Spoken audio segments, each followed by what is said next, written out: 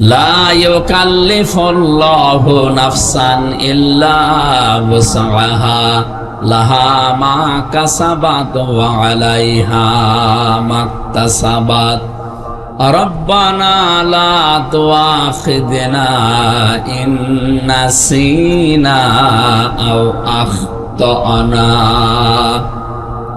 এই আয়াতটা সে জন্মের পর থেকে আমরা অনেকে পড়েছি, শুনেছি। এমন এমন কিছু কথা আজকে আপনি নতুন পাবেন আজকে তেলাওয়াতকৃত আয়াত থেকে। আল্লাহ পাক একটা শব্দ দিয়ে হেদায়েত মানুষকে দিতে পারে। আমাদেরকে যেন এই মাহফিলটা হেদায়েতের জারিয়া বানিয়ে দেন, বলেন আমিন। এখানে নিসিয়ান এবং খতায়া দুইটা শব্দ আছে। রব্বুল আলামিন বলেন, মানুষ আমার কাছে প্রার্থনা করে, রব্বানা লা তুআখিযনা ইন নাসিনা আও আখতানা। হে আমাদের মালিক, আমাদেরকে পাকড়াও করবেন না, ধরবেন না। আমরা যেই কাজ ভুলে করি নাই অথবা করতে গিয়ে ভুল হয়ে গেছে। নিসিয়ান মানে ভুলে করি নাই, খতায়া মানে করতে গিয়েছিলাম, ভুল হয়ে গেছে। কথা কি দুইটাই এক না আলাদা? কথা বুঝতেছে? আমি কোন কাজ ভুলে করি নাই। এ জমিন যার, বিধান চলবে তার, এ দায়িত্বটা আল্লাহ আমাকে দিয়েছেন। আমি মানুষ হিসাবে আমার এক নাম্বার কাজ হবে কুনতুম খায়রা উম্মাতিন উখরিজাত লিন্নাস। এই শব্দটা একটা নতুন শব্দ পাবেন এখানে। এতদিন শুনেছেন কুনতুম খায়রা উম্মাতিন উখরিজাত লিন্নাস। আল্লাহ শুধু আমাদেরকে মুসলমানদের জন্য বানাননি। এই পৃথিবীতে আমরা উত্তম হব তখন আমাদের দ্বারা যখন মানুষের উপকার হবে। আল্লাহ এখানে লিন্নাস না দিয়ে লিল মুসলিমিনা দিতে পারতেন, অথবা লিল মুমিনিনা দিতে পারতেন, যে মুমিনদের জন্য পাঠিয়েছি তোমাদের, মানুষ মুসলিমদের জন্য না। লিন্নাস মানুষ, পদবাচ্যে যারা বিবেচিত, এই মানুষগুলোর উপকারের জন্য আমি তোমাদেরকে বানিয়েছি, পাঠিয়েছি। তাহলে আমি মানুষ হিসাবে আল্লাহর কাছে পরিগণিত হব। ওই সময় আমার দাম, আমার মর্যাদা বৃদ্ধি পাবে। ওই সময় আমি মানুষ হয়ে যদি মানুষের উপকারে আসি। পৃথিবীতে মানুষের সবচাইতে বড় উপকার করেন আল্লাহ তখন যখন তার দ্বারা এই জমিনে দিন কায়েমের কাজ হয়। এই জন্য দুনিয়ায় যত কাতার আছে, কাতার মানে কাতার দেশ না, এই পৃথিবীতে যত কাতার হয় সারিবদ্ধ ভাবে দাঁড়ালে আমরা কাতার বলি। যত কাতার এই পৃথিবীতে আছে, দুইটা কাতার সব চাইতে আল্লাহর কাছে পছন্দনীয়, প্রিয়। এক নাম্বারের কাতারের নাম যারা সীসা গলা প্রাচীরের মতো কাতারবদ্ধ হয়ে জমিন যার, আইন চলবে তার, এই জন্য চেষ্টা করে। এ বাংলাদেশে হাজারো দলের, হাজারো মতের লোক থাকতে পারে, কিন্তু সবাই জমিন যার, আইন চলবে তার এই কাজ করে না। অনেকে জমিন যার, আইন চলবে বাবার, আইন চলবে আমার নিজের, এইরকম মন মানসিকতায় কাজ করছে। আমি আপনার বিবেকে ধাক্কা দিতে চাই। 5 ঘন্টা ওয়াজ শোনা লাগবে না, 5 মিনিট ভালো করে শোনেন। আল্লাহ পাক বলেন, এই প্রথম কাতারটা এত বেশি আমার কাছে পছন্দনীয়, আমি আল্লাহ এত বেশি ভালোবাসি, কোরআনে আয়াত নাযিল করে এটা আমি কোট করে দিয়েছি। ইন্নাল্লাহা ইউহিব্বুল্লাযীনা ইউকাতিলুনা ফি সাবিলিহি সাফফান কান্নাহুম বুনয়ানুম মারসুস। অবশ্যই আমি আল্লাহ তাদেরকে সবচাইতে বেশি ভালোবাসি, পছন্দ করি, মহব্বত করি, যারা সীসা গলা প্রাচীরের মতো ঐক্যবদ্ধ হয়ে জমিন যার, বিধান চালাবে তার, এই জন্য যারা চেষ্টা করে। আমি নাম বলছি না, কিন্তু যারা করছে অবশ্যই আল্লাহ তাদের আপনার চাইতে বেশি ভালোবাসে। কোরআনে কারিমের আয়াতটা আমি 1000 বারের উপরে পড়েছি, এখনো পর্যন্ত পড়লে আমার কাছে একটা আশ্চর্য তথ্য বের হয়। আন আকিমুদ্দিন ওয়ালা তাতাফাররাকু ফি। আল্লাহ বলেন, যত বিধান আমি জমিনে দিয়েছি তোমাদের কাছে, নামাজ পড়া, রোজা রাখা, হজ করা, যাকাত দেওয়া, সত্য কথা বলা, এরকম 500 বিধান আছে। এই 500 বিধান কোনটা জমিনে কায়েম করার জন্য আদেশ দিয়েছি। তবে যেইটার ব্যাপারে মত পার্থক্য করা হারাম, দল আলাদা হয়ে যাওয়া নিষেধ, সেই ব্যাপারটাই এইটা নাকিমুদ্দিন। একটু শেষ করে দেয়নি, ওয়ালা তাতাফাররাকু ফি। এ জমিন যার, দিন কায়েম করবেন আপনি, কিন্তু এ বিষয়ে কোনো ফতোয়াবাজি, মত পার্থক্য, দলাদলি করা যাবে না। এ কথাটা বলার পরে আল্লাহ যদি শেষ করে দিতেন, আয়াতের অর্থ অস্পষ্ট থাকতো। আল্লাহ পাক বলেন, হে নবী, এই কথাটুকু বলার পরে আমি যদি শেষ করে দিতাম, আপনারও শত্রু থাকতো না। কিন্তু এই কথাটা শেষ করি না, এরপরে আরো 2টা বাক্য আমি লাগিয়ে দিয়েছি আয়াতে। কাবুরা আলাল মুশরিকিনা মা তাদউহুম ইলাইহি। এ জমিন যার, আইন চালাবেন তার, এই কথা যদি আপনি বলেন, এই কথাটা শুনলে সবচাইতে বেশি খারাপ লাগবে, মন খারাপ হবে, আপনাকে মারতে আসবে, তেড়ে আসবে তারা যারা মুশরিক। তাদের কাছে জীবনও আপনার এই কথা পছন্দ হবে না, অপছন্দ হবে তাদের কাছে। এই আয়াত আমি এখন কেবল বানালাম, এই কথা বলেন না কেন? সূরা শুরার 13 নম্বর আয়াতের শেষের দিকে আছে, আল্লাহ বলেন, কাবুরা আলাল মুশরিকিনা মা তাদউহুম ইলাইহি। এটা খারাপ লাগবে সবার কাছে না। আমির হামজা না, এখানে আব্দুর রাজ্জাক না, মনোয়ার হোসেন না, যে কেউ এই পৃথিবীতে বলবে জমিন যার, আইন চলবে তার, এটা শুনলে মন খারাপ করবে, খারাপ লাগবে শুধুমাত্র মুশরিকদের। আপনার কাছে কথা শুনলে কি খারাপ লাগে না? মানে যদি না লাগে আপনি ধন্যবাদ দিচ্ছি, যদি লাগে, খারাপ মনে হয়, যদি রাজনীতির মনে হয়, তাহলে মনে করবেন আপনি শিরিক করছেন। আর শিরিক করলে মানুষ মুশরিক হয়ে যায়, এই কারণে আপনার কাছে এই কথাটা খারাপ লাগে। প্রশ্ন আসতে পারে, কই আমি তো শিরিক করি না, আপনি টের পাচ্ছেন না? তাই অবশ্যই আপনি যে কোনো ভাবে শিরিক করে ফেলছেন। হয় আপনার ইবাদতে শিরিক হয়ে যাচ্ছে, আপনার ব্যবসায় শিরিক হয়ে যাচ্ছে, আপনার ঈমান আনার ভেতরে শিরিকের মিশ্রণ আছে। শিরিক যদি না করেন আপনি তো মুশরিক হবেন না, আর মুশরিক না হলে জীবনও আপনার কাছে খারাপ লাগবে না। শয়তান এখনো এত পাগল হয়নি যে সাতক্ষীরা এসে মুসলমানের কাছে কথা বলবে, ওই আমির হামজা, এই যে মাটির মূর্তি সেজদা দে। জীবনেও শয়তান বলবে না আমারে, কারণ জাতে মাতাল হলো, তাহলে ঠিক আছে। ও খুব ভালো করে জানে যে আমির হামজারে যদি কিয়ামত পর্যন্ত ওয়াজ করি, ধোকা দেয় যে মূর্তি পূজা করা লাগবে, ও মরিয়ে যাবে, তাও মূর্তি পূজা করবে না। কিন্তু মূর্তি পূজা করলে শিরিক হয়। কি হয় বলেন না কেন? শিরিক করলে মানুষ মুশরিক হয়। মুশরিক হলে জান্নাত হারাম, জাহান্নাম ওয়াজিব। এ পর্যন্ত ঠিক আছে? এই কথা বললেন না কেন? ঠিক আছে না? যে 3টা ধাপ বললাম, মানুষ যদি শিরিক করে সে হলে মুশরিক, আর মুশরিক হলে সে জাহান্নাম, জান্নাত হারাম, জাহান্নাম ওয়াজিব। এত রাগান্বিত হয় আল্লাহ মুশরিকদের কাজ কারবারে। একটা উদাহরণ বলি, আপনি বিয়ে করেছেন, এখন যদি বাড়িতে যেয়ে দেখেন আপনার স্ত্রীর কাছে পাশের বাড়ির একজন সলিমদ্দি শুয়ে আছে, ও কিছু করে নাই, এমনি শুয়ে আছে, আপনার দেখে ভালো লাগবে? আমার মনে হয় যা পাবেন হাতের কাছে তাই দিয়েই মেরে ফেলবেন, পিটিয়ে। নতুন বউ, তারপরও মেরে ফেলবেন। আপনি কি এমন কি করেছেন? খালি কবুল বলে বাড়িতে নিয়ে এসেছেন, এখনো দেন মোহর ওষুধ দেননি। এই জন্য যদি আপনার এত রাগ হয়, অন্য কেউ আপনার স্ত্রীর কাছে আসলে আল্লাহ বলেন এই পোড়া আমির হামজার বডিটা আমি বানিয়েছি। কে? হ্যাঁ, আমার মা বাবার কাজ ছিল বিছানায় থাকা, এতটুকুই শেষ।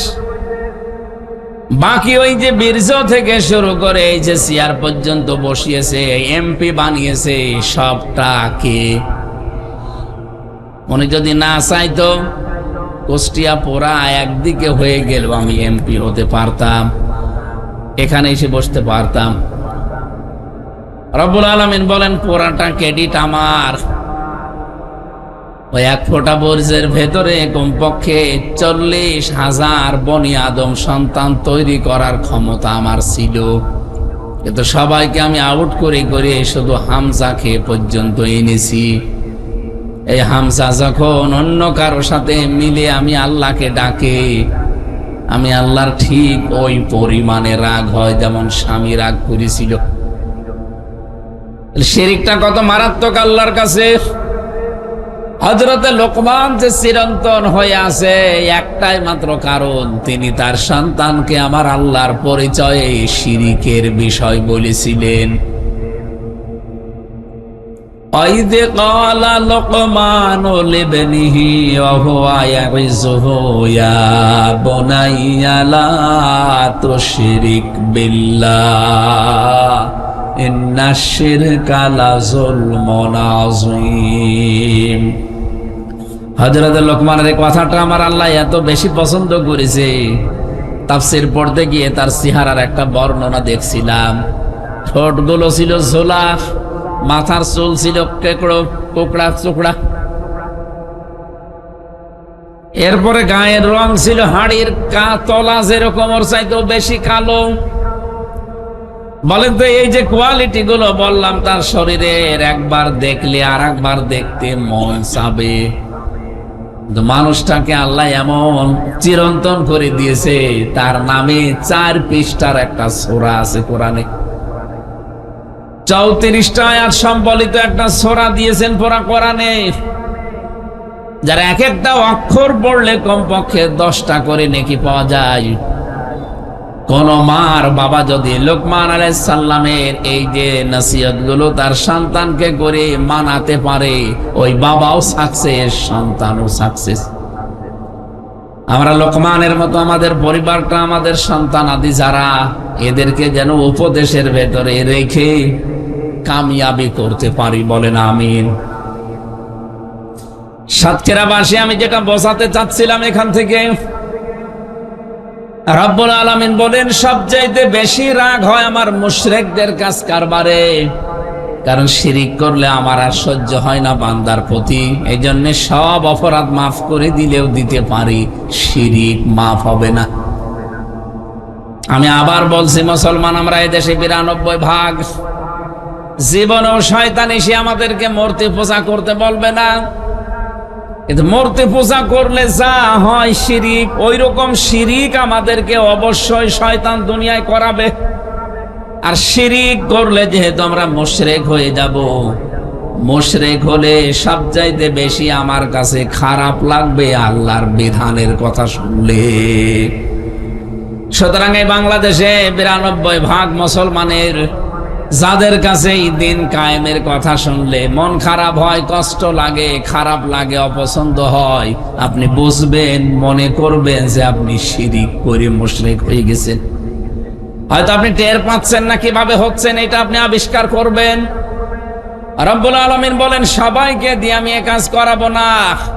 আল্লাহু ইয়াজতাবি ইলাইহি মান ইয়াশা ওয়া ইয়াহদি ইলাইহি মান ইউনিব।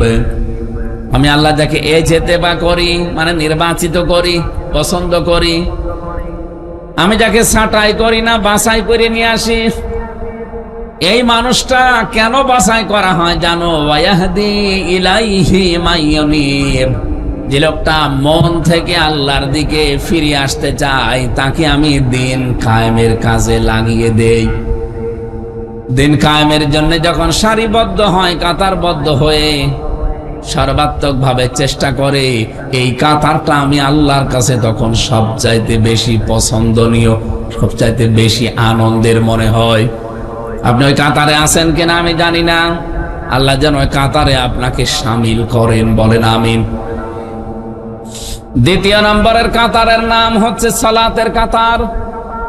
মানুষ যখন সারিবদ্ধ হয়ে নামাজে সেজদা দেওয়ার জন্য কাতারবদ্ধ হয়, নবীজি বলেন এই কাতারটা আমার আল্লাহর কাছে সবচাইতে বেশি ভালো লাগে দেখতে। এই জন্য আমি হাদিসের ভেতরে বারবার দেখেছি, নামাজে দাঁড়ানোর পরে ইমাম সাহেব আগে কাতার সোজা করো এই কথা বলে। কাবা শরীফে যতবার নামাজ পড়েছি ততবার আমি দেখেছি কাবা শরীফে একামত শেষ হয়ে যাওয়ার পরে ইমাম সাহেব 3 বার বলে কাতার সোজা করেন।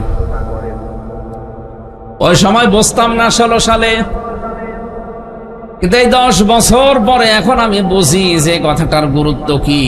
1500 বছর আগে নবী এই কথাটা বলেছিলেন যে নামাজ পড়তে হলে কাতার সোজা করো। এটা মানে খালি শুধু নামাজের কাতারই সোজা না, কাঁধে কাঁধ মিলিয়ে পায়ের কাঁধে পা মিলিয়ে কাতার সোজা না। এটা যদি শুধু এতটুকুই হয়তো জীবনেও 3 বার করে ইমাম সাহেব প্রত্যেক ওয়াক্তে বলতো না। এখন এই 26 সালে এসে বুঝে ফেলেছি যে আসলে কত গুরুত্বপূর্ণ বিষয় কাতার সোজা করা। 5 বার ইমাম সাহেব ট্রেনিং দিচ্ছে আপনাকে, হ্যাঁ মুসল্লিরা কাতারটা সোজা করো। মানে এই পৃথিবীতে এখন প্রায় 57টা মুসলমান রাষ্ট্র আছে। এই মুসলিম দেশগুলো যদি সত্যি কাতার সোজা করো, কারণ আল্লাহর বিধান এখন পালন করা হবে। কয়টা? একটা। সেজদা দেওয়া আল্লাহর বিধান, আল্লাহর বিধানটা এখানে পালন করা হবে। এই জন্য আমরা কাতার সোজা করো। এই সেজদার মতো বিধান এখনো আল্লাহর 499টা আছে। ওই বিধানগুলো তো আপনার ব্যক্তিগত জীবনে, পারিবারিক জীবনে, সামাজিক জীবনে, রাজনৈতিক জীবনে, আন্তর্জাতিক জীবনে, সব জীবনে আল্লাহ ছড়িয়ে দিয়েছেন। যদি সত্যি ওই 499টা বিধানও পালন করার জন্য এই শিক্ষাটা আমরা নিয়ে যেতে পারতাম, 57টা মুসলমান দেশ, আল্লাহর কসম ইসরায়েল তার এই জুলুম বন্ধ করতে বাধ্য হতো। ভারতের মাটিতেও যা হচ্ছে আমরা দেখতে পাচ্ছি। ওদেরকে মালায়ন বলা হয়, মালউন মানে অভিশপ্ত। সেখান থেকে আমরা বাংলায় মালায়ন বলি, মালায়নের বাচ্চা বলে না, মালউন মানে অভিশপ্ত। ওরা যেহেতু শিরিক করে মুশরিক হয়ে গেছে, জন্য অভিশপ্ত তারা। তারা যা করছে, মুসলমানেরা 850 বছর রাজত্ব করার পরও কোন মানুষের উপরে এইভাবে অত্যাচার করেছে আমরা ইতিহাসে পাইনি। অথচ এরা কয় বছর দায়িত্ব পেয়ে কি আরম্ভ করেছে, আল্লাহর ঘর কতগুলো তারা ভেঙে দিল। তারা সক্ষ ষড়যন্ত্র করে কিছু কিছু জায়গায় মুসলমানের এমন এমন জায়গায় হাত দিচ্ছে। এক লোক নাকি তার বউকে খুব পিটাতো মাঝে মাঝে।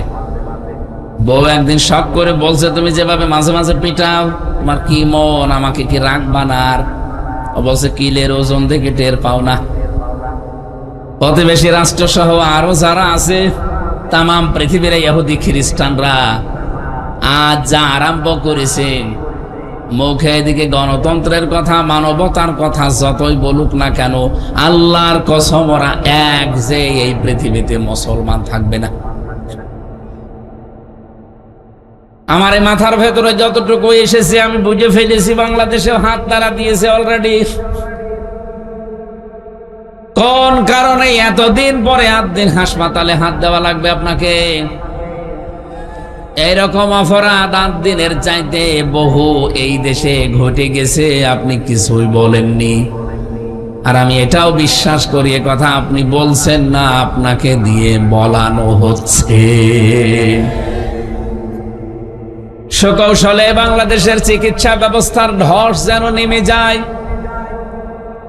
মধ্যবিত্ত এবং গরিব মানুষদেরকে সুলভ মূল্যে যেন মানুষের সেবাটা দোরগোড়ে পৌঁছে দিতে না পারে। 5 টাকার জায়গায় 50 টাকা বৃদ্ধি করে 55 টাকা খরচ করে যেন দাদাদের কাছে যাওয়া লাগে, এর একটা পাই তারা। মনে করছে দেশের মানুষ কিছু বোঝে না। 6টা শিশু হত্যা হয়েছে, আমরা তীব্র নিন্দা জানিয়েছি, এখনো জানাচ্ছি। যারা এর সাথে জড়িত আছে, যদি অবহেলার কারণে হয় তাদের সর্বোচ্চ শাস্তি দেন, কিন্তু এটা জীবনেও আমরা কামনা করি না। এই কারণে একটা পুরা হাসপাতাল বন্ধ করে দেবেন। শরীরের শক্তি কিন্তু সারা জীবন থাকে না। তোফায়েল আহমেদের দিকে তাকিয়েছেন, মরণের আগে কি হয়েছিল? লোকটার দিকে মাঝে মাঝে তাকাতাম আর ভাবতাম, আল্লাহ এ কি ছিল আর তুমি কি বানিয়েছো? আপনাকেও আমি নাম না নিয়ে বলছি, আপনি কি ছিলেন, কোথায় এসেছেন, কয়দিন পরে কি হবেন, ওইটা একটু ভাবেন।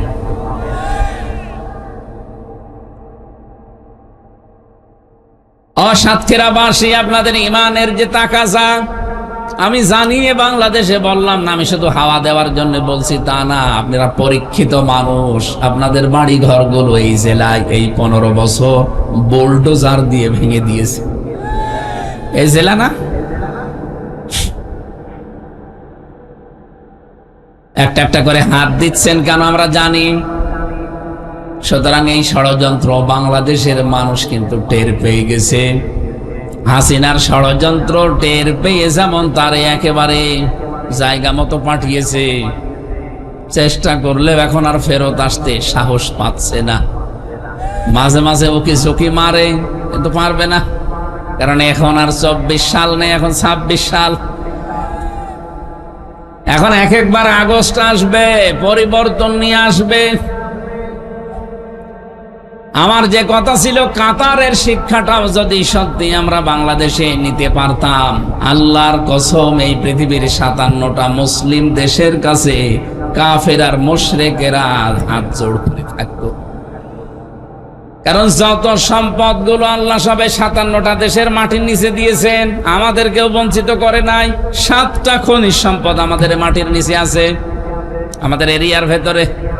হ্যাঁ, ওইরকম মেধা আমাদের নেই, যোগ্যতা নেই, এবং আমাদের সেই মেশিন পত্র নেই। এই জন্য আমরা তুলতে পারছি না। এই যে বিমান কত হাজার হাজার কিলোমিটার উপর দিয়ে যায়, বিমানের ভেতরে ওয়াইফাই সেট করে ব্যবহার করা যায়। যেই কয়জন মিলে এই বুদ্ধিটা দিয়েছে, তার 1 নাম্বার যিনি, তার বাড়ি বাংলাদেশে। আমাদের মেধাগুলো আমরা কাজে লাগাতে পারি না। এই জন্য ইহুদি, খ্রিস্টান, মুশরিক, বৌদ্ধ যারা, তারা কিনে নেয়। তারা চীন, আমেরিকা, জাপান, রাশিয়া, ভারত, আর নাম নিলাম না, এরা এই মেধাগুলো কিনে নেয়, নিয়ে ওদেরকে দিয়ে পৃথিবীর বিভিন্ন জায়গা থেকে খনিজ সম্পদগুলো তোলে। কারণ আমাদের নবীকে আল্লাহ রহমতের নবী বানিয়েছিলেন। উনি যেখানে যেখানে দিয়ে হেঁটে গেছেন, শুধু ওই জায়গায় পায়ের নিচে আমার আল্লাহ সোনা তৈরি করে দিয়েছে। ওই জায়গায় তেল, ওই জায়গায় গ্যাস। আমার যে কথা ছিল তার মূল পয়েন্ট এইটা, আমরা শুধু মুসলমানদের জন্য না, উখরিজাত লিন্নাস, আমরা মানুষের জন্য কল্যাণকামী, মানবতার জন্য আমরা চেষ্টা চালাবো। তা'মুরুনা বিল মা'রুফ ওয়া তানহাউনা আনিল মুনকার। আমরা পরিচিত কাজগুলোর জন্য মানুষকে আদেশ দেব, আর অন্যায় কাজে শুধু নিষেধ করব না, বাধার প্রাচীর হয়ে দাঁড়াবো। এখানে আমরা সারা জীবন শুনেছি তা'মুরুনা বিল মা'রুফ, ভালো কাজে আদেশ দাও। কই এর বাংলা অর্থ তো মেলে না। আলেম যারা আছে তাদেরকে জিজ্ঞাসা করেন তো, তা'মুরুনা বিল মা'রুফ মানে ভালো কাজে আদেশ দাও, না মিলছে না। ভালো কাজ পেলেন কোথায় এখানে? মারুফ শব্দের শাব্দিক অর্থ হচ্ছে পরিচিত। আল্লাহ বলেন পরিচিত জিনিসের আদেশ দাও। পরিচিত জিনিস কি? আর আপনি পরিচিত হয়েছেন কবে? আপনারা এই ভাষা আবার বুঝতেছেন তো? কথা বুঝতেছেন? আমরা যে আল্লাহর কাছে দামি, আমাদেরকে আল্লাহ সর্বোত্তম করে বানিয়েছে, তার 1 নম্বরে শুধু মুসলমানদের জন্য না, আমরা মানুষের জন্য। দুই নম্বরে আমরা ভালো কাজের আদেশ এই শব্দটা শুনতাম, অথচ পরিচিত কাজের কথা আল্লাহ পুরা কোরআনে এভাবে দিয়েছেন, তা'মুরুনা বিল মারুফ বা ইয়ামুরুনা বিল মারুফ। আজকে শব্দটা আমরা ভালোভাবে জেনে বাড়ি যাব, পরিচিত কাজটা কি, আর আমরা পরিচিত হয়েছি এই কাজের সাথে কবে। এদিকে তাকান, এই একটু বসেন ভাই। সাতক্ষীরাবাসী, আমি তাফসিরের গভীর থেকে তথ্যটা বলছি। রব্বুল আলামিন ভালো কাজ না পরিচিত কাজের আদেশ আমাদেরকে দিতে বললেন, আর আমরা পরিচিত হয়েছি কবে এইটাই বলতে পারছি না। হযরত আদম নবী আমাদের বাবা, আপনি শুনলেন, ওনার পৃষ্ঠদেশ থেকে যখন আমাদের সবাইকে আল্লাহ বের করে নেয়, ওই দিন তার সামনে নিয়ে একটা স্বীকৃতি নিয়েছিলেন, আলাস্তু বিরব্বিকুম ক্বালু বালা, আমি কি তোমাদের রব না? এক বাক্যে সবাই বলেছিলাম, অবশ্যই আপনি আমাদের রব। এ কথা বলার পরে আল্লাহ শেষ করে দেননি, আন তাকুলু ইয়াউমাল কিয়ামাতি ইন্না কুন্না আন হাযা গাফিলিন। রব্বুল আলামিন বলেন, এই কথাটা কিন্তু আমি সাক্ষী থাকলাম, আমি শুধু একা না, যা তোমরা সবাই মিলে স্বীকৃতি দিলে যে ক্বালু বালা, অবশ্যই আপনি আমাদের রব, এই কথাটা কিয়ামতের দিন কিন্তু আমি আবার জিজ্ঞাসা করব। ওই দিন আমরা রব বলে স্বীকৃতি দেওয়ার সঙ্গে সঙ্গে রবের যে বিধান, 500 বিধান, ওর সাথে আমরা অলরেডি পরিচিত হয়ে গেছি। এখন পরিচিত যে হয়ে গেলাম, এখানে তো ক্বালু বালা, এর ভেতরেতে কথাগুলো নেই। এই জন্যই তাফসীর মাহফিলে আসতে হয়। সাতক্ষীরাবাসী, এখানে আমরা 100 জনের ভেতরে এমনও মানুষ আছে যে জীবনে কোনোদিন স্কুল কলেজ মাদ্রাসা মসজিদে যায়নি, লেখাপড়া জানে না, নাম সই করতে পারে না, অথচ এই মানুষটা ভালো কাজ কোনটা, মন্দ কাজ কোনটা ও কিন্তু জানে। এই কথা বলছেন না কেন? ওকে আপনি কোথায় জানালেন? ও কোন প্রতিষ্ঠানে পড়েছে? ও জানলো কখন? এবার আসেন এই জানার মূল উৎসটা। আমাদের আদি পিতা মাতা, বিশেষ করে আমাদের বাবা হযরতে আদম আলাইহিস সালামকে আমার আল্লাহ একটা ক্লাস নিয়েছিলেন জান্নাতে। ওই যে ফেরেশতাদের সামনে উপস্থিত করার পরে ফেরেশতারা বলতে পারে নাই, কিন্তু সব জিনিসের নাম বলে দিয়েছিলেন কে? আদম। বলেন বলেন। ওখানে সরাসরি ক্লাস করাচ্ছেন আমার আল্লাহ নিজে শিক্ষক হয়ে, আর ছাত্র আমাদের বাবা হযরতে আদম। জায়গা ক্লাসরুমটা দুনিয়ার কোন ক্লাসরুম না, ওটা জান্নাত। বলেন তো, যেখানে ক্লাস নেওয়া হচ্ছে জায়গাটা দামি? বলেন না কেন? এটা সাতক্ষীরার মতো দামি। ক্লাসের একটা কোয়ালিটি থাকে। এই লাবসা দাখিল মাদ্রাসা, এখানে আমার মনে হয় কম্পিউটার আছে কিনা আমি জানি না, গবেষণাগার হয়তো নেই, কারণ এই মানের লেখাপড়া এখানে হওয়া সম্ভব না। বাংলাদেশের যে বিশ্ববিদ্যালয়গুলো আছে, গবেষণার জন্য যে পর্যাপ্ত পরিমাণ সরঞ্জাম আদি লাগবে, যে জিনিসপত্রগুলো লাগবে, সেগুলো এদেশে পাবেন না। এই জন্য এখান থেকে বড় বড় গবেষক তৈরি হতে চায় না। এই পৃথিবীতে যে 1000 বিশ্ববিদ্যালয় আছে নাম করা, এই লিস্টের ভেতরে বাংলাদেশের একটা বিশ্ববিদ্যালয় স্থান পায়নি। আমি মালয়েশিয়াতে পেয়েছিলাম একটা, সবগুলো না, একটা তারা তাও আছে। এই 1000-এর ভেতরে মনে হয় 997 নাম্বারে। আমি ওই বিশ্ববিদ্যালয়ের একজন শিক্ষক, আমাদের বাংলাদেশে বাড়ি, ওনারা জিজ্ঞাসা করলাম যে আপনি গেলেন কি করে এই ক্যাটাগরিতে? উনি বলছে এখানে লেখাপড়ার চাইতে গবেষণা বেশি হয়। হয়তো ঢাকা বিশ্ববিদ্যালয়ে লেখাপড়া হয় 70 ভাগ, গবেষণা হয় 30 ভাগ। আর ওই সমস্ত তালিকায় যদি স্থান পেতে হয়, তাহলে কমপক্ষে গবেষণা করা লাগবে 90 ভাগ, লেখাপড়া হবে 10 ভাগ।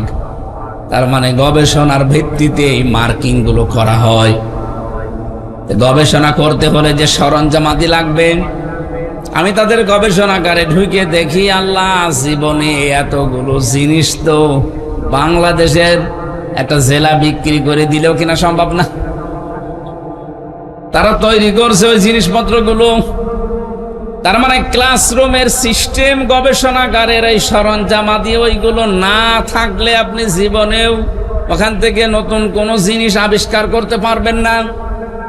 আমি বোঝাচ্ছিলাম, ক্লাস আমার আল্লাহ যেখানে নিচ্ছে এটা দুনিয়ার সাধারণ লাফসা ক্লাসরুমের মতো না, ওটা ক্লাসরুম হচ্ছে আল্লাহর জান্নাত।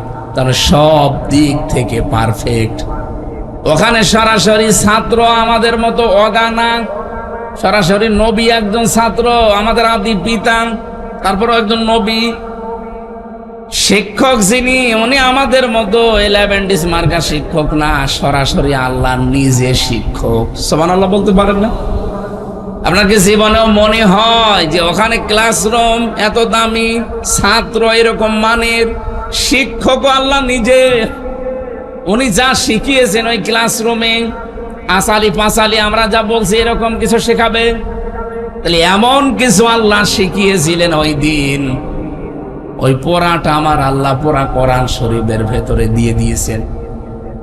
এজন্য দিন যত যাবে, গবেষণা যত হবে, নতুন জিনিস এখান থেকে আপনি বের করতে পারবেন।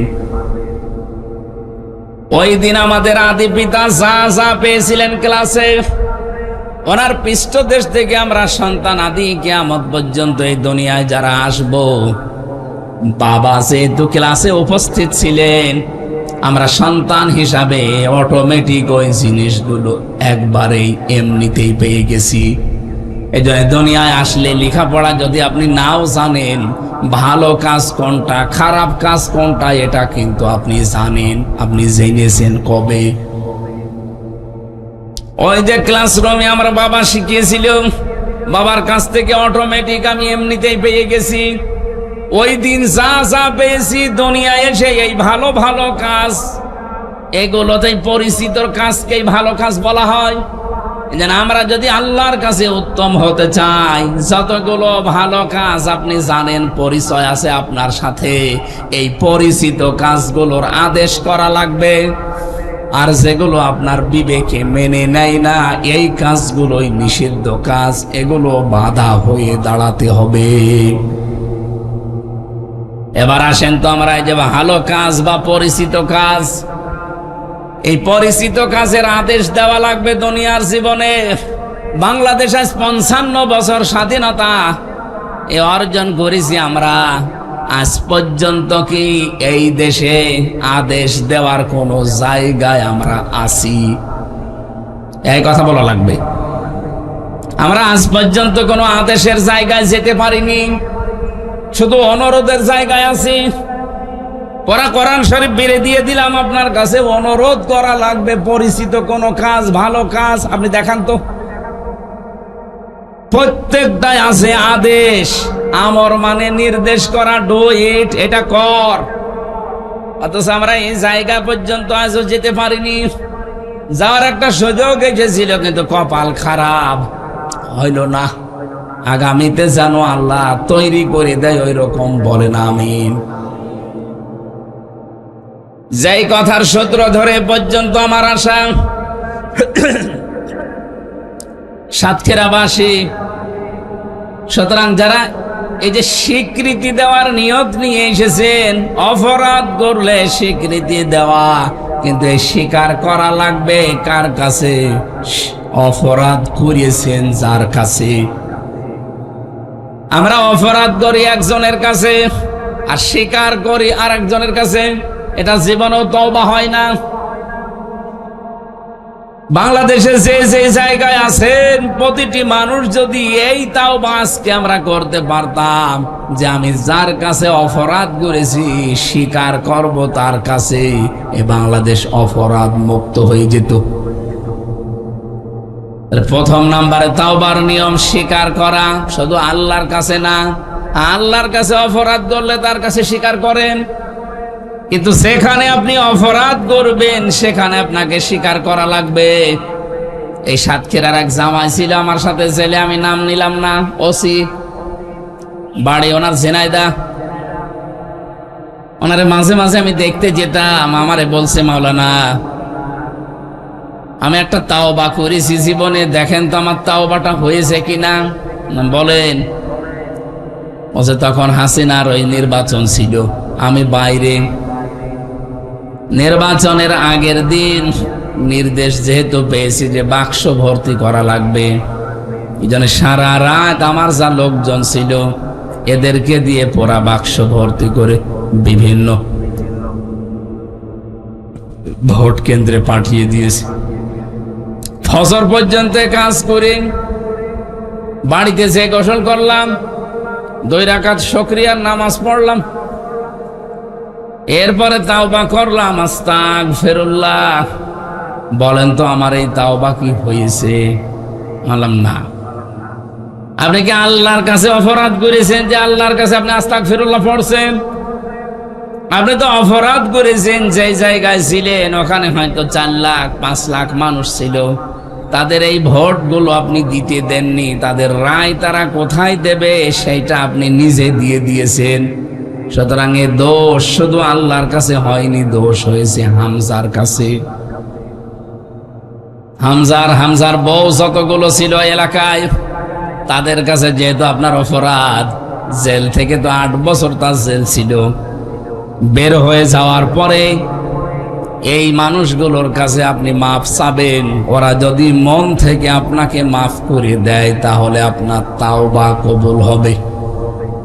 কিন্তু দুঃখজনক বিষয়, আপনি 8 বছর জেল খাটার পরে যখন বাইরে যাবেন, যে দেখবেন অনেক হামজার বউ মারা গেছে, তাদের কাছে আপনি ক্ষমা চাবেন, স্বীকার করবেন কি করে? আমি এই ঘটনাটা শোনালাম এই জন্য, যেহেতু বাস্তব ঘটনা। এ বাংলাদেশে আমার মনে হচ্ছে বহু মানুষ ওই রকম আছে যারা অন্যের উপকার করতে গিয়ে নিজের সর্বনাশ করে ফেলেছে। এমনকি সামনে অনেকে করবে, অন্যের উপকার করতে গিয়ে যদি নিজের জীবনকে সর্বনাশ ডেকে আনেন, আপনার মতো মাতাল পাগল আর এ দুনিয়ায় নেই। কথা বলেন ঠিক কিনা? এই জন্য বাড়ি থেকে বের হয়েছেন এই নিয়ত নিয়ে যে আজকে সত্যি আমি তওবা করে ভালো হয়ে যাব। তাহলে তওবার প্রথম নিয়ম হচ্ছে আপনি স্বীকার করবেন আজকে যার কাছে অপরাধ করেছেন সেখানে যে স্বীকৃতি দেবেন। 2 নম্বরে, দ্বিতীয় নম্বরে অনুতপ্ত হওয়া, অনুশোচনা করা। এটা আমাদের জীবনে আসলে নেই। অনুতপ্ত হওয়া লাগে, অনুশোচনা করা লাগে, একটা ক্রাইটেরিয়া মেনটেন করে, একটা সিস্টেম আছে। এখানে একজন যুবক ছেলে একটা অন্যায় করেছে আমার রাজ্জাক ভাইয়ের কাছে, উনি দুঃখ পেয়েছে, মনে কান্নাকাটি করছে। এলাকার মেম্বার, চেয়ারম্যান, মুরব্বী যারা আছে ছেলেকে ধরে বলছে এখানে বিচার হবে, এই আব্দুর রাজ্জাকের কাছে ক্ষমা চা, মাফ চা। ছেলেটা যদি বলে ওই রাজ্জাক মাফ করে দে, কি ক্ষমা চাওয়া হয়েছে? আপনি যদি এসে ওনার হাতটা চেপে ধরে বলতেন যে চাচা ভুল হয়ে গেছে, জীবনে আর করবো না, আমারে মাফ করে দেন। আগেরটাও তো মাফ চাওয়া, আমার এটাও মাফ চাওয়া, দুইটাই কি এক? আপনাকে অনুশোচনা করা লাগবে, অনুতপ্ত হওয়া লাগবে। যত বেশি মানুষের জীবনে অনুশোচনা আসবে, অনুতপ্ত, এই নিয়মটা যত বেশি তার জীবনে পাওয়া যাবে, দিনের পর দিন তার জীবনে আল্লাহর নিয়ামতগুলো বৃদ্ধি করতে থাকবে। হযরত নূহ আলাইহিস সালামের জীবনী পড়ে দেখবেন, সূরা নূহর ভেতরে আছে হযরত নূহকে আল্লাহ বলেছিলেন ইস্তেগফার করো, ক্ষমা চাও, আমি আল্লাহর কাছে কয়েকটা জিনিস তোমাকে আমি দিয়ে দেব। এটা নূহ আলাইহিস সালামকে শুধু আল্লাহ পাক বলেননি, কিয়ামত পর্যন্ত যারা এরকম ইস্তেগফার করবে, স্বীকার করবে, অনুতপ্ত হবে নিজের জীবনের অপরাধের জন্য, মহান আল্লাহ তাদেরকে ওই নিয়ামতগুলো দিনের পর দিন বৃদ্ধি করতে থাকবে। এখানে সন্তানাদির কথা আছে, ফসলাদির কথা আছে। ক্ষমতার কথা আছে, বৃষ্টির কথা আছে। এগুলো সব নিয়ামত আমার আল্লাহ আমাদেরকে দিনের পর দিন আরো বৃদ্ধি করতে থাকবে যদি সত্যি আমরা জীবনের অপরাধের জন্য অনুতপ্ত হই, অনুশোচনা করি। 3 নম্বরে নিয়ম হচ্ছে জীবনে আর জেনে বুঝে এই কাজে জড়াবো না, ফিরে আসলাম। এই 3টা বিষয় মনে রেখে যারা বসে আছে, 2 নম্বরে আজকে থেকে যতটুকু সুযোগ পাই আমি ভালো ভালো কাজের আঞ্জাম দিয়ে যাব। এই নিয়ত নিয়ে যদি সত্যি বাড়ি থেকে আজকে কেউ এসে থাকেন, আপনি বিশ্বাস করতে পারেন সূরা ফুরকানের এই 71 নম্বর আয়াত অনুযায়ী জীবনের একটা অপরাধ আল্লাহ আপনার আর রাখবে না, সব মাফ করে পাল্টিয়ে নেকি বানিয়ে দেবে। সুতরাং আজকে যারা বসে আছেন, আমার সময়টা যদিও বেশি লেগেছে, আমি মেন কথাগুলো বলতে পেরেছি। যারা এসেছেন আজকে লস হয়নি। অন্তত 1 ঘন্টা খানিক যে সময় যে আপনি ব্যয় করছেন একটা আয়াত বোঝার জন্য, রব্বুল আলামিন এই একটা আয়াত বোঝার জন্য যে সময়টা ব্যয় করেছেন, 500 রাকাত নফল নামাজ পড়লে যে সওয়াব পেতেন, ওই সওয়াব আমল নামায় লিখে দিয়েছে। তাহলে জীবনের মতো ফিরে আসার এটার অর্থ কি? রব্বুল আলামিন মানুষদেরকে একটা আশার বাণী শুনিয়েছেন। এই ভালো করে শুনবেন, এটা সূরা জুমারের 53 নম্বর আয়াতে পাবেন। قُلْ يَا عِبَادِيَ الَّذِينَ أَسْرَفُوا عَلَى أَنفُسِهِمْ لَا تَقْنَطُوا مِنْ رَحْمَةِ اللَّهِ إِنَّ اللَّهَ يَغْفِرُ الذُّنُوبَ جَمِيعًا إِنَّهُ هُوَ الْغَفُورُ الرَّحِيمُ। আমি জানি আপনি জন্মের পর থেকে আয়াতটা বিভিন্ন দরবার কেন্দ্রিক শোনেন, আমিও শুনেছি, কিন্তু এর ভেতরে এমন কিছু তথ্য আছে আজকে আপনার চোখ ছানাপাড়া হয়ে যাবে। আল্লাহ বলেন, হে আমার বান্দারা, নফসের ওপরে জুলুম করে জীবনটা যারা নষ্ট করে ফেলেছে, আল্লাহর রহমত থেকে নৈরাশ হয়ে যেও না, ফিরে আসো। এখনো সূর্য পশ্চিম দিকে ওঠে নাই, এখনো তাওবার দরজা বন্ধ হয়ে যায়নি। ফিরে আসো আমি আল্লাহর দিকে। ইন্নাল্লাহা, অবশ্যই আমি আল্লাহ, ইয়াগফিরুয যুনুবা জামিআ, ইয়াগফির মুসারে জামিআ বহু বচন। তার মানে একটা অপরাধ তোমার জীবনে এখন যেমন রাখছি না, ভবিষ্যতেও রাখবো না। সব অপরাধ আমি আল্লাহ মাফ করে দিচ্ছি এবং দেব। ইন্নাহু হুয়াল গফুরুর রহিম। আল্লাহ গুরুত্বপূর্ণ 2টা নাম এখানে নিয়েছেন। একদিকে তিনি গফুর, আর একদিকে তিনি রহিম। বলেন সুবহানাল্লাহ। কি বুঝলেন এই আয়াত থেকে? কত দরবারে গেলে আপনাকে এটা পড়ায় যে তওবা করেন, জীবনের সব মাফ হয়ে যাবে। ওই জায়গাটা আল্লাহ নেকি দিয়ে পাল্টিয়ে দেবে।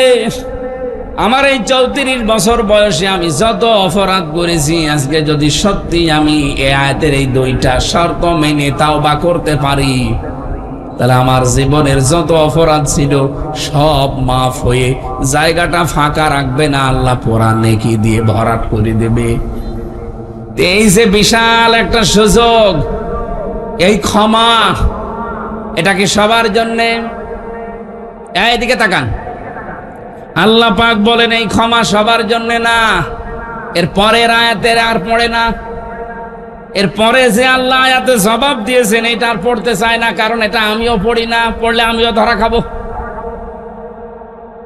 এই যে বিশাল ক্ষমার কথা শুনলেন, যে একটা গোনাও আল্লাহ রাখবে না, সব মাফ করে দেবে। আল্লাহর রহমত থেকে নৈরাশ হওয়া নিষেধ। কাদের জন্যে?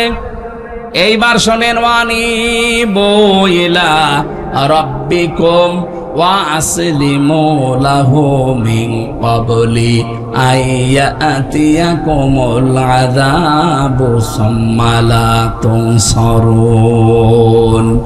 সূরা জুমারের 54 নম্বর আয়াত, ওর পরের এইটা। আল্লাহ বলেন এই ক্ষমা পেতে হলে, কোন ক্ষমা শুনলেন না? একটা অপরাধ রাখবে না, বাকি জায়গা নেকি দিয়ে পাল্টিয়ে দেবে। এই ক্ষমা যদি দুনিয়ায় কেউ পেতে চান, 2টা শর্ত মানা লাগবে, আর একটা সময় মেনটেন করা লাগবে।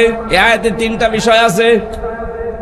আবার বলছি, এটা খেলা চড়ার জন্য বলছি না, খুব গুরুত্বপূর্ণ বিষয়।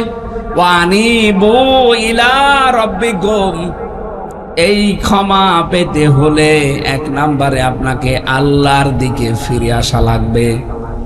সাতক্ষীরাবাসী, শুনতে যত সহজ মনে হলো আর আমি যত সহজে বললাম, বিষয়টা এত সহজ না। আল্লাহর দিকে সত্যি যদি কেউ ফিরে আসতে চায়, আপনি বাস্তবের দিকে তাকিয়ে বলেন, তার থেকে অনেক কিছু দূরে সরে যাবে। আমি যদি সত্যি আজকে আল্লাহর দিকে ফিরে আসতে চাই, আমার দলীয় লোকজন এমনও আছে তারা আমাকে কালকে থেকে আর দেখতে পারবে না। এ কথা বলছেন কেন? আমার নিজের বউ, নিজের মেয়ে দূরে সরে যেতে পারে, কারণ আমি ফিরে এসেছি একনিষ্ঠভাবে আল্লাহর দিকে। তারা তো এখনো ফেরে নাই। আমি আল্লাহর দিকে ফিরে আসতে যদি সত্যি চাই, আমার অনেক কিছু হাতছাড়া হবে। আমার ক্ষমতাও হাতছাড়া হয়ে যেতে পারে, আমার চেয়ারও হাতছাড়া হয়ে যেতে পারে। সূরা বুরুজের কাহিনী আমি পড়তে গিয়ে, ওই জামানায় ওই জালিম বাদশার যে মন্ত্রী, তার মন্ত্রিত্ব পর্যন্ত ছেড়ে দিয়েছিল আল্লাহর দিকে ফিরে আসার কারণে। একজন মন্ত্রী তার মন্ত্রিত্ব ছেড়ে দিয়ে সাধারণ মানুষের কাতারে এসে দাঁড়িয়েছে, কারণ সে ফিরে এসেছে আল্লাহর দিকে, ওই জালেমদের পক্ষ বাদ দিয়ে।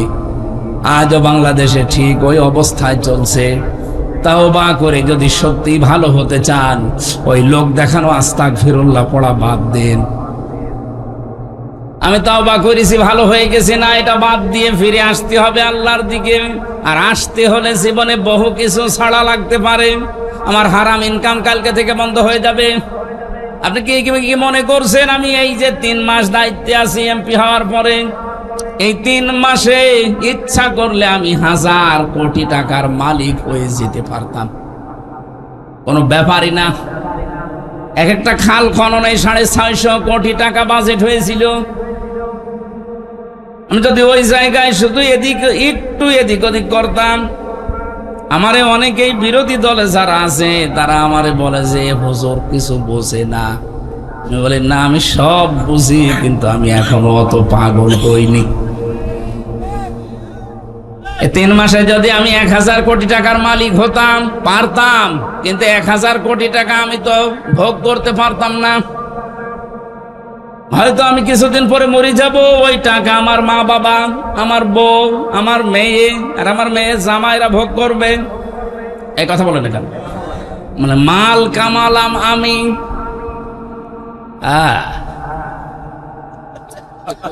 আর শুধু খেয়েই শেষ। ওরা যদি খেয়েই শেষ করে দিত তাও তো বাঁচতাম। আমি মরণের পরে এই সম্পদ কত অবৈধ জায়গায় ব্যয় হবে, এটা কি আমার হিসাব আছে? তাহলে একদিকে অবৈধ কামাইয়ের জন্য বিশাল পাহাড় তৈরি করে গেলাম, গুনার শাস্তি হতে থাকবে। 2 নম্বরে, যতদিন এই সম্পদ দুনিয়ায় টিকে থাকবে, যত অবৈধ কাজে আমার মেয়ে, আমার মা বাবা, আমার বউ ব্যয় করবে, তার একটা অপরাধের ভাগ আমার কবরে যেতে থাকবে। তার মানে শাস্তি হবে ডবল। আমার তো মনে হয় বাংলাদেশে বহু মানুষ এরকম ডবল শাস্তির উপযুক্ত হয়ে যাচ্ছে। বিশেষ করে 1628 জন, ওই 350 এমপি। পরশুদিন তো আবার সংসদ না জানে বসবাস চেপে ধরে কিনা।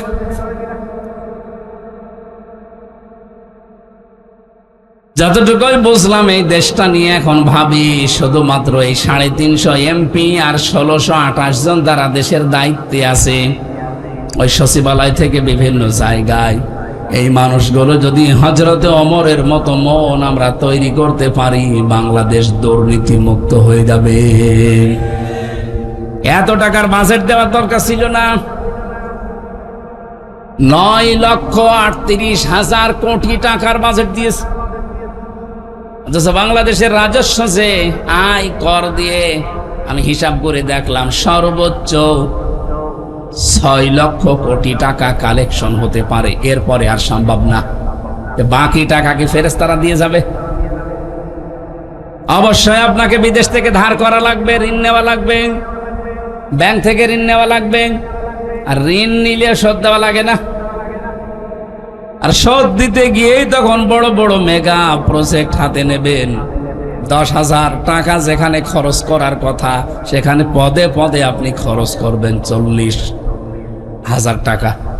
তাহলে 10,000-এ যদি একটা ব্রিজ করা সম্ভব হয়, সেখানে খরচ করছেন আপনি 40,000, 30,000 টাকা মাঝখান থেকে আপনি গায়েব করে দেবেন। এই জন্যই তো দেশের অবস্থা এই। সাংবাদিক প্রশ্ন করার পর আমি এইটাই বলতে চেয়েছিলাম সংসদের সামনে, যে এত বাজেট দেওয়া ঠিক হয়নি, যতটুকু পারেন আপনি অতটুকু নিয়ে কাজ করলে আপনি অবশ্যই সাকসেস পর্যন্ত না যেতে পারলেও কাছাকাছি যেতে পারতেন। আপনাদের মমিন সাহেব আগে একবার ওয়াজ করতো যে পেছনের আন্দাজ বুঝে আটি গিলা দরকার। এমন আম খেয়েছেন যে পেছন দিয়ে আর বের হচ্ছে না, শেষে চিরে বের করা লাগবে। যা নিয়েছেন জীবনেও পারবেন না। আরে ভাই, বাস্তবতার বাইরে তো আপনি যেতে পারবেন না। ওই বাকি টাকাগুলো কোথায় পাবেন বলেন তো? কেউ দেবে আপনাকে ধার ছাড়া?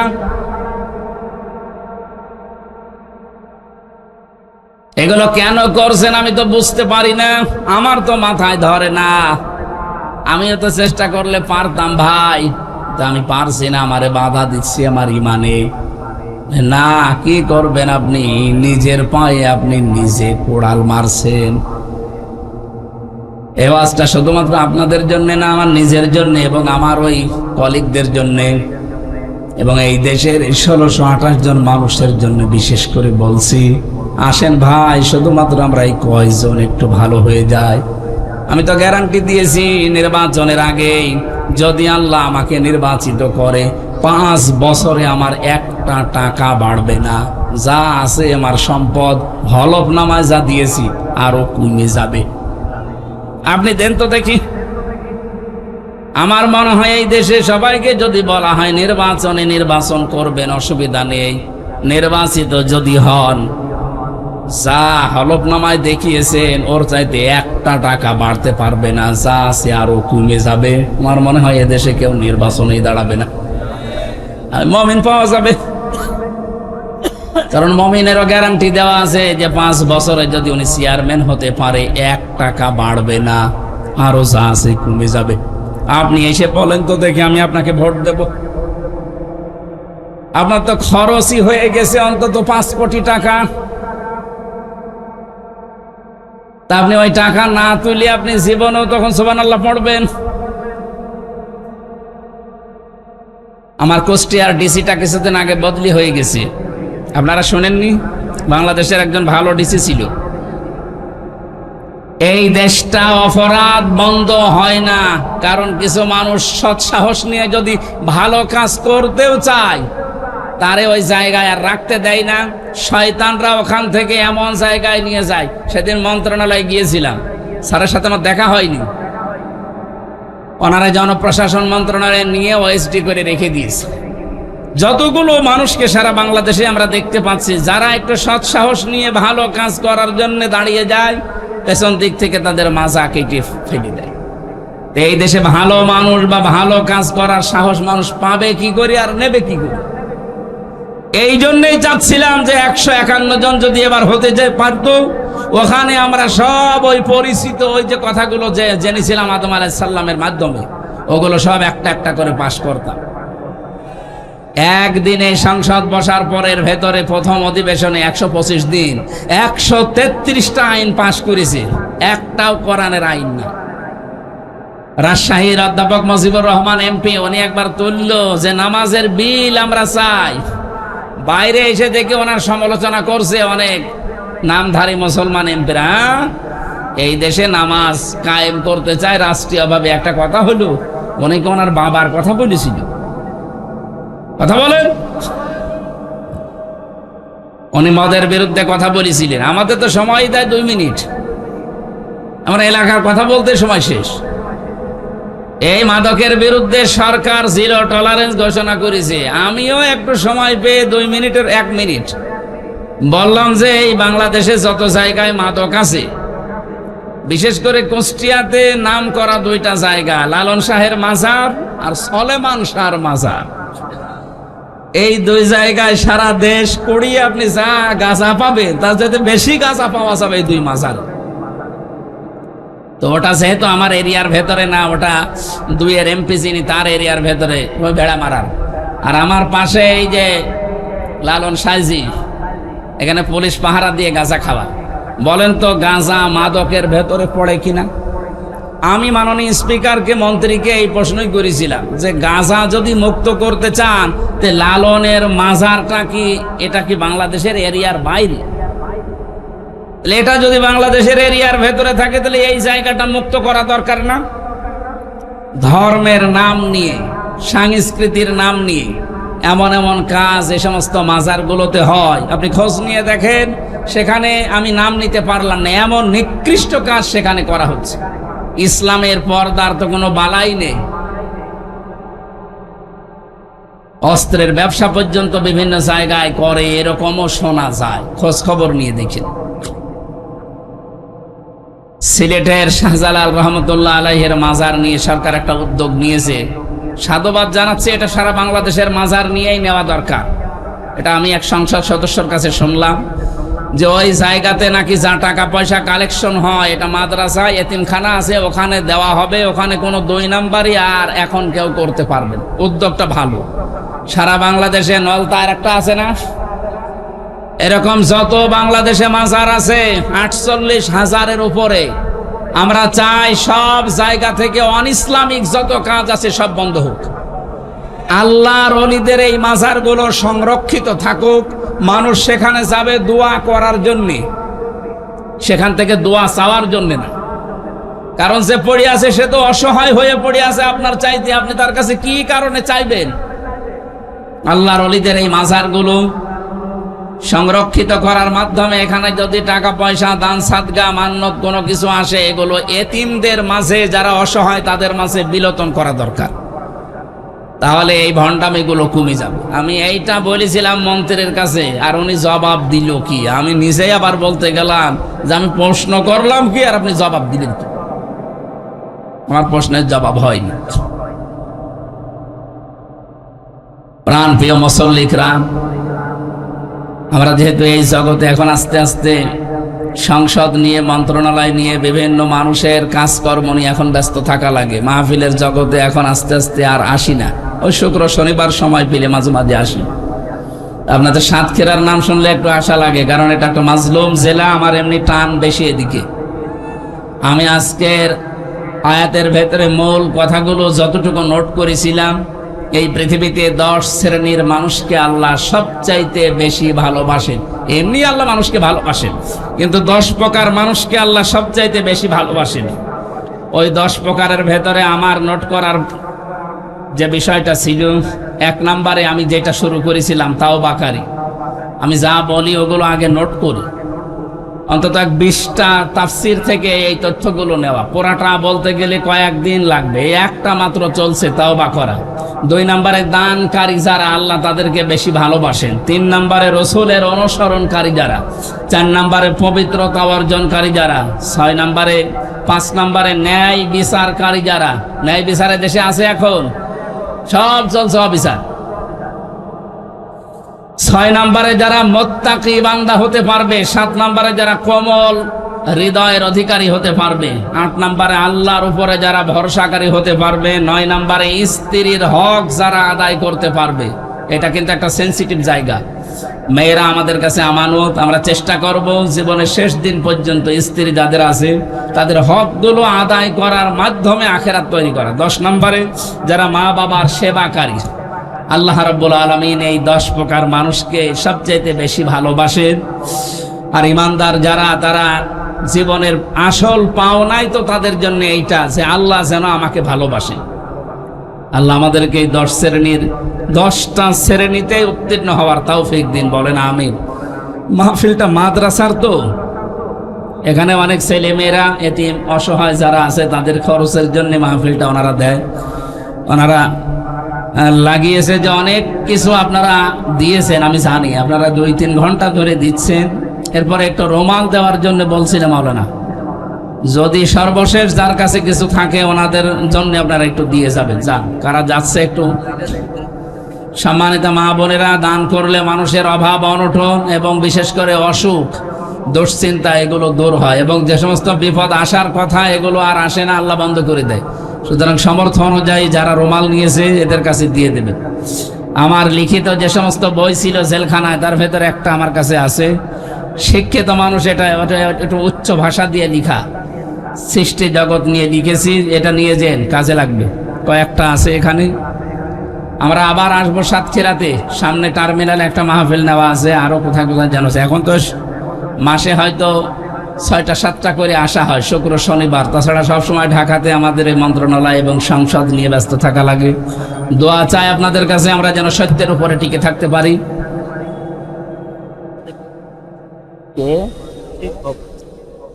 ব্যবসায়ী, মাছ ব্যবসায়ী শওকত আলী এখানে আছেন? আপনি আশপাশে থাকলে একটু এখানে আসেন তো দেখি। আপনাকে ডাকছে, ওই মনে হয় বাড়ি চলে গেছে। প্রাণপ্রিয় এলাকাবাসী, বিশেষ করে সাতক্ষীরাকে আমি নিজের এলাকায় বলছি, দিনী ভাইরা এখন প্রায় 12টা 15 বাজে, তাহাজ্জুদের সময় চলছে। আপনারা আস্তে আস্তে বাড়িতে যান। তাহাজ্জুদের নামাজ যদি সামর্থ্য থাকে, সম্ভব হয় পড়বেন। আল্লাহুম্মা আমিন। রব্বানা আতিনা ফিদ দুনিয়া হাসানা ওয়া ফিল আখিরাতি হাসানা ওয়া কিনা আযাবান নার ওয়া আদখিলনাল জান্নাতা মা'আল আবরার ইয়া আজিজ ইয়া গফফার ইয়া রাব্বাল আলামিন। আল্লাহ তাআলা তোমার বান্দা বান্দীরা সাতক্ষীরার এই ময়দানে, বিশেষ করে লাবসা দাখিল মাদ্রাসার এই মাঠে কোরআনে কারীম শোনার জন্য যে আয়োজন করেছে, এখন তো এমনিতেই বৃষ্টির সিজন চলছে, পরিবেশটা আজকে তুমি ভালো রেখে কোরআনের কিছু কথা তাওবার উপরে শোনার তৌফিক দিয়েছো। যে 10 প্রকার মানুষকে তুমি বেশি ভালোবাসো, আল্লাহ আমাদেরকে সেই শ্রেণীতে কবুল করে নাও। কোরআনে কারিমে বর্ণিত যে তাওবা তুমি আজকে আমাদেরকে শুনিয়েছো, এই 3টা শর্ত পূরণ করে জীবনে তাওবা করার সুযোগ আমাদেরকে দান করো আল্লাহ রব্বুল আলামিন। এই মাহফিলের সম্মানিত সভাপতি আমার আরাফাতের ভাই আলহাজ আব্দুর রাজ্জাক সহ সম্মানিত প্রধান অতিথি মাননীয় সংসদ সদস্য মুহাদ্দিস আব্দুল খালেক সহ যত অতিথিবৃন্দ এখানে এসেছেন, যাদের মাধ্যমে এখানে এসেছে মাওলানা মনোয়ার হোসেন ভাই সহ প্রত্যেকটি আলেম ওলামাকে কবুল করে নাও। সম্মানিত মা এবং বোনদেরকে কোরআনের ইজ্জতে তুমি মঞ্জুর করো। এই সাতক্ষীরার মাঠের নিচে যারা ঘুমিয়ে গেছে, আল্লাহ কোরআনের ইজ্জতে মাফ করে দাও। এখান থেকে যারা ইসলাম প্রতিষ্ঠা করার জন্য চেষ্টা চালিয়েছিল, অধ্যক্ষ আব্দুল খালেক মন্ডল, মাওলানা রিয়াসাত আলী সহ যত আলেম ওলামা এলাকায় কবরের মাটির নিচে আছে, কবরগুলো জান্নাতুল ফেরদাউস বানিয়ে দাও। আমার মা বোনদের জন্য আলাদাভাবে দোয়া করছি, তাদের শরীর স্বাস্থ্যকে তুমি ভালো রাখো, অসুখ বিসুখ থেকে মুক্ত রাখো। বাবা মায়ের বাড়ি ছেড়ে যারা স্বামীর বাড়িতে অশান্তিতে আছে, আল্লাহ তুমি তোমার সালাম নামের খাতিরে শান্তি দান করো। আমাদের দেশটা নিয়ে যাদের ষড়যন্ত্র হচ্ছে, সব জাল তুমি ছিন্ন ভিন্ন করে দাও রব্বুল আলামিন। যে গুরু দায়িত্ব আমাদের মাথার উপরে দিয়েছো, সততার সাথে ইখলাস নিয়ে দুনিয়ায় যেন পালন করতে পারি, সেই তৌফিক আমাদেরকে ভিক্ষা দাও। আমি জানি মাদ্রাসা অনেক প্রয়োজন বাকি আছে। এ দেশটা যেহেতু 92% মুসলমান, শুধু নামে আছি আমরা, কামে এখানে কিছুই নেই। এই মাদ্রাসাগুলো যারা টিকিয়ে রেখেছে, আল্লাহ এই সভাপতি, সেক্রেটারি, ক্যাশিয়ার, মোতাবল্লি সদস্য, ছাত্র ছাত্রী যারাই চেষ্টা চালায় দিনের এই পরিবেশটা ঠিক রাখার জন্য, আল্লাহ তুমি হামে ও নাসির হয়ে যাও। কখন কার কাছে আজরাইল এসে যায় জানি না। জীবনের শেষ কথা যেন বলতে পারি, লা ইলাহা ইল্লাল্লাহু মুহাম্মাদুর রাসূলুল্লাহ। আসসালামু আলাইকুম।